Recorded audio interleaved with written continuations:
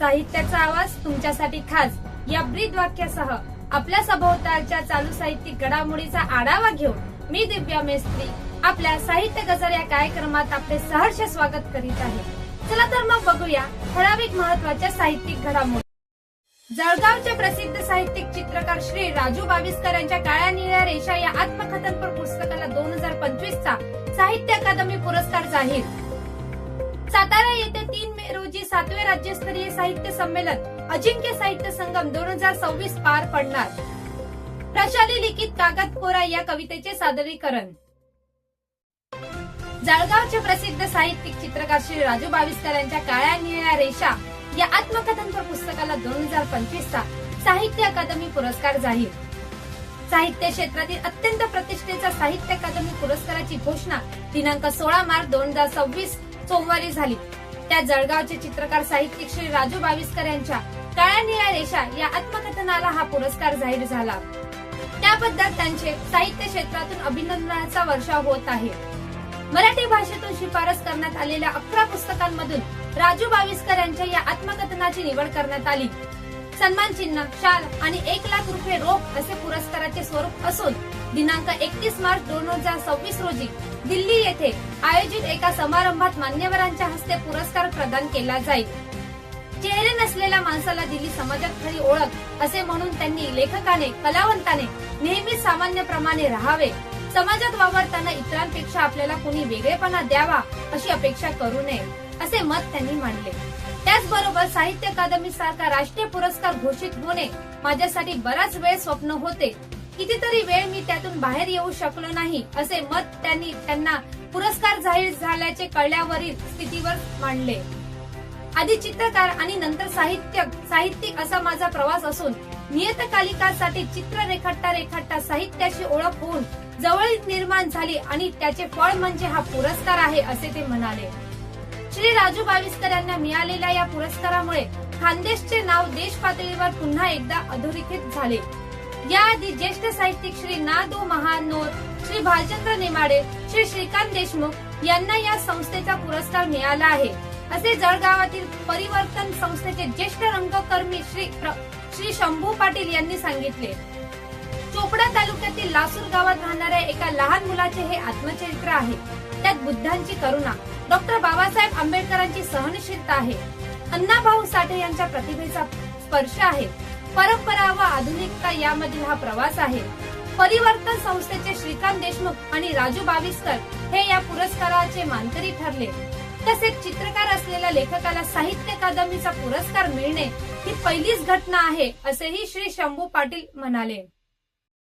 सातारा येथे 3 मे रोजी 7वे राज्यस्तरीय साहित्य संमेलन अजिंक्य साहित्य संगम 2026 पार पडणार। पल्पक प्रकाशन संस्था व पल्पक सातारा साहित्य समितीच्या वतीने अजिंक्य तारा किल्ल्याच्या पायथ्याशी असलेल्या सातारा शहरामध्ये रविवार दिनांक 3 मे 2026 रोजी आयोजित राज्यस्तरीय अजिंक्य साहित्य संगम साहित्य संमेलन व पुरस्कार सोहळ्यात संपूर्ण महाराष्ट्र आणि देशातील साहित्य प्रेमींना स्वरचित कविता प्रत्यक्ष सादर करण्याची सुवर्ण संधी। गत वर्षी देखील मे महिन्यात सातारा येथे अजिंक्य साहित्य संगम 2025 अतिशय उत्साहात पार पडले होते। तसेच माननीय लेखक अनिल बोधे सर यांनी सकाळच्या सत्राचे तर माननीय गणपतराव कनसे सर यांनी दुपारी सत्राचे अध्यक्षपद भूषवले होते। लेखक प्रदीप कांबळे सर, लेखक सूर्यकांत शिंदे सर, लेखिका रेखा दीक्षित ताई, अनिल बोधे सर व पल्पक साहित्य परिवारातील मान्यवर देखील या संमेलनामध्ये उपस्थित होते।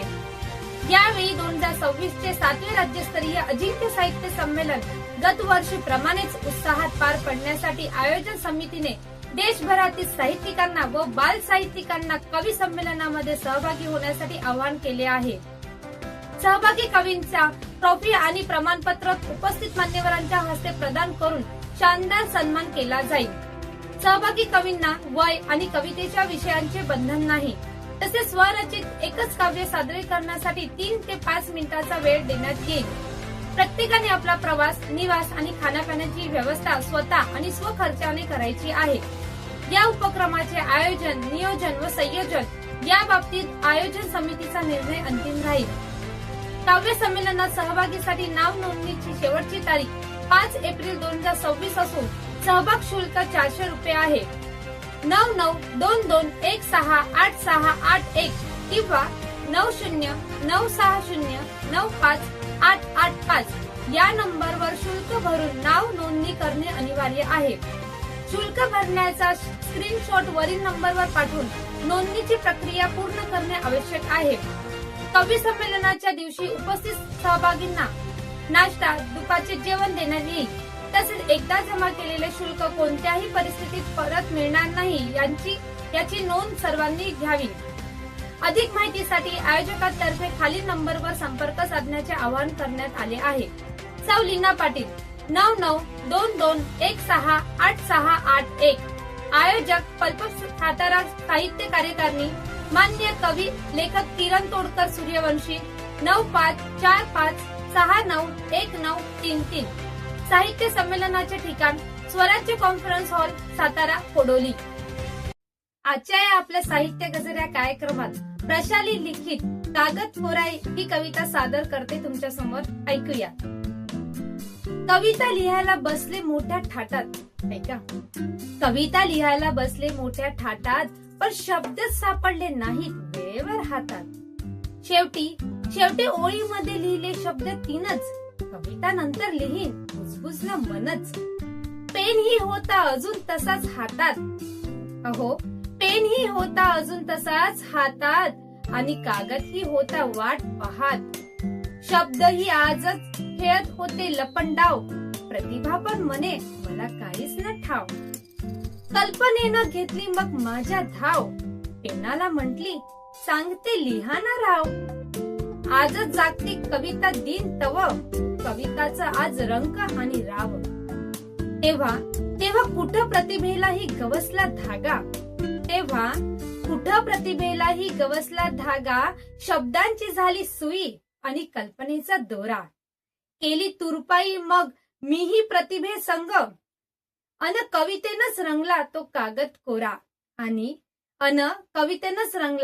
कागद कोरा. रसिक हो, या होत्या साप्ताहिक चालू साहित्यिक घडामोडी. चला तर मग भेटूया अशाच चालू साहित्यिक घडामोडीचा आढावा घेऊन पुढच्या भागात. तोपर्यंत लिहिते वा, बदल घडवा.